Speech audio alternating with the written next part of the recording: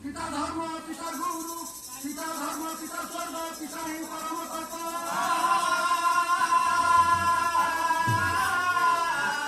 পিতা ধর্ম পিতা স্বর্গ পিতা হি পরম তত্ত্ব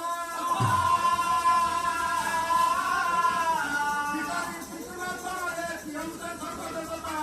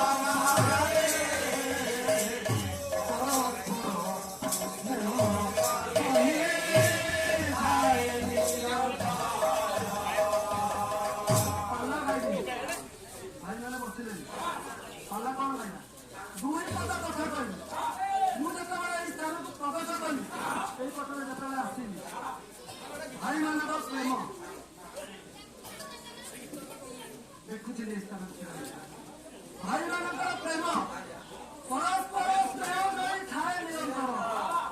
ଆଜି ଯୋଉ ମୂର୍ତ୍ତି ଉନ୍ମୋଚନ କରାଯାଇଅଛି ଏକୁଟିଆ କେବେ ସମ୍ଭବ ନୁହେଁ, ଏକତା ହିଁ ବଡ଼। ସେ କଥା ମୁଁ ଆଜି ଅନୁଭବ କରୁଥିଲି ସ୍ଥାନରେ। ପିତା ଧର୍ମ ପିତା ସ୍ୱର୍ଗ ପିତା ହିଁ ପରମ ତତ୍ତ୍ୱ।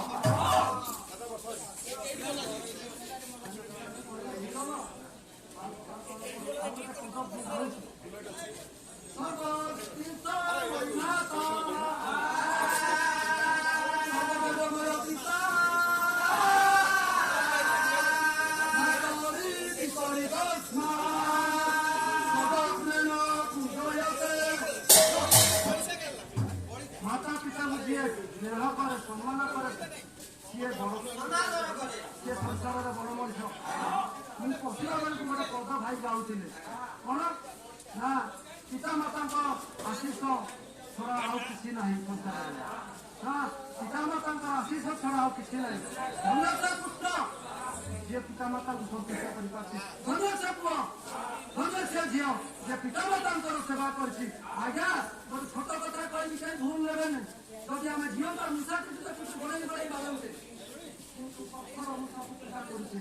ଯଦି ଝିଅଙ୍କ ସାପଟିକୁ ଦେଖୁଛେ ଗୋଳେଇ ଗୋଳେଇ ମାରୁଛେ କିନ୍ତୁ ପଥର ସାପଟିକୁ କ୍ଷୀର ଦେଇକି ଆଉଛେ। ଆମେ ଦେବତା ମାନଙ୍କୁ ଯାଇକି ମନ୍ଦିରରେ ପୂଜା କରୁଛେ କିନ୍ତୁ ମନ୍ଦିର ବାହାରେ ଶହ ଶହ ବାପା ମା ମାନେ ଆଜି ଦୁଃଖରେ ଅବହେଳିତ ଭାବରେ ରହିଛନ୍ତି। ଠିକ ଆମ ବାପା ଆମ ପୁଅ ଜନ୍ମ ଠିକ ଆମ ଝିଅ ଜନ୍ମ ଯଦି ଆମେ ଆମ ବାପା ମାନଙ୍କୁ ସୁଖ ଦେଇପାରେ ନାହିଁ। ପିତାମାତା ଦୁଃଖ ବିହଙ୍ଗ ବୁଝଇ ମଣିଷ ବୁଝିଲା ନାହିଁ।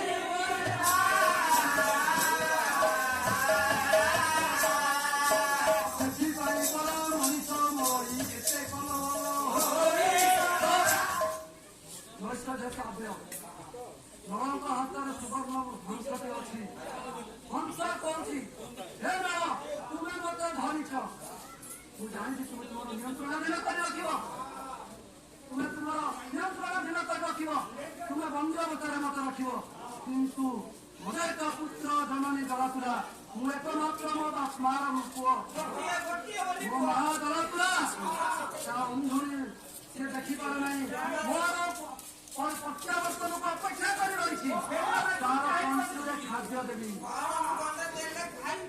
ସେ ଖାଇଲେ ପଦେ ମୁଁ ଦେଲେ ସେ ଦେଖିପାରୁନି। ମୋର ସ୍ତ୍ରୀ ଗର୍ଭବତୀ, ମୁଁ ମୋ ପୁଅକୁ ମୋ ସ୍ତ୍ରୀକୁ ନେଇ ଖାଇବାର ଦେବି। ମୋ ସ୍ତ୍ରୀ ଅଳ୍ପ ଦିନରେ ଗର୍ଭ ପ୍ରସବ କରିବ, ମତେ ଛାଡ଼ି ଦିଅ। ହେ ରାଜନ ଯଦି ତୁମେ ନ ଛାଡ଼ିବ ତୁମ ଉପରେ ତିନୋଟି ଅଭିଶାପ ପଡ଼ିବ। ନାରୀ ଗର୍ଭିଣୀ ଶିଶୁ ବଧ ପାପଙ୍କ ମଧ୍ୟ ପରମାଦ। ମୋର ପ୍ରିୟମାନେ ଆମେ କେତେ ଜଣ ଏଠାରେ ଉପସ୍ଥିତ ଅଛୁ ଆମକୁ ଲଗେଇ ଆମେ ଯେତେ ପାଲା ଭାଇମାନେ ଅଛୁ ପାଲାକାର ମାନେ ଅଛନ୍ତି ବଡ଼ ଶିକ୍ଷକ। ଆମେ ଯଦି ଆମକୁ ସଜାଡ଼ିବାନି ଆମର ପିତା ମାତାଙ୍କୁ ସଜାଡ଼ିବାନି ତେବେ ସଂସାର ସଜାଡ଼ି ହେବନି ଜଗତ ସଜାଡ଼ି ହେବନି। ମୋର ପ୍ରିୟମାନେ ଗୋଟିଏ ପଦ କହିବି ଗୋଟିଏ ଯାହାଙ୍କ ଉଦ୍ଦେଶ୍ୟରେ ଆମେ ଆଜି ଛିଡ଼ା ହେଇଛେ ସ୍ୱର୍ଗତ ରମେଶ ଚନ୍ଦ୍ର ପଟ୍ଟନାୟକ ମହାଶୟଙ୍କ ସେ ଶିକ୍ଷା ପ୍ରତିଭା ସଙ୍ଗେ ସଙ୍ଗେ ଜଣେ ଗଣଶିକ୍ଷକ ମଧ୍ୟ ତାର ଶବ୍ଦର ଅର୍ଥ ଗୋଟିଏ ପଦ କହିବି ରହିଯା ଆଉ ଆଗକୁ ବଢୁନି ରହିଗଲେ କଣ ହବ ରକ୍ଷା ପାଇବୁ ରକ୍ତ ତତେ ରକ୍ଷା କରିବ ରକ୍ତାରୁ ଉତ୍ପନ୍ନ ହୋଇଥିବା ରକ୍ତ ରସ ଆରେ ମାନ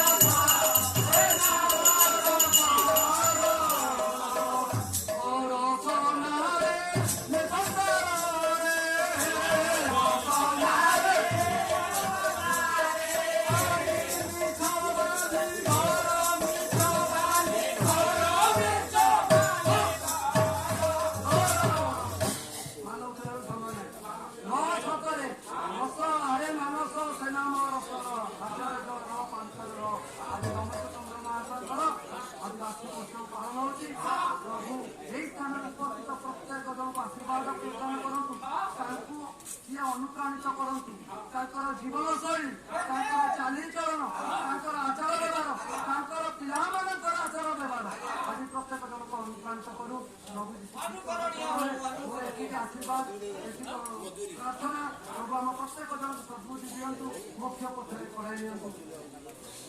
ଦିନୋଦନ ଶରଣ ରକ୍ଷଣ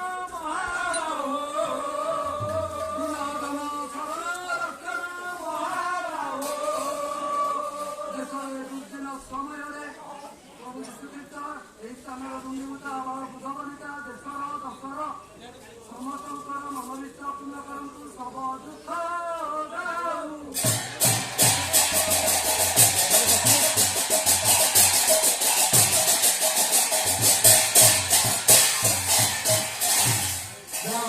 ଧନ୍ୟବାଦ।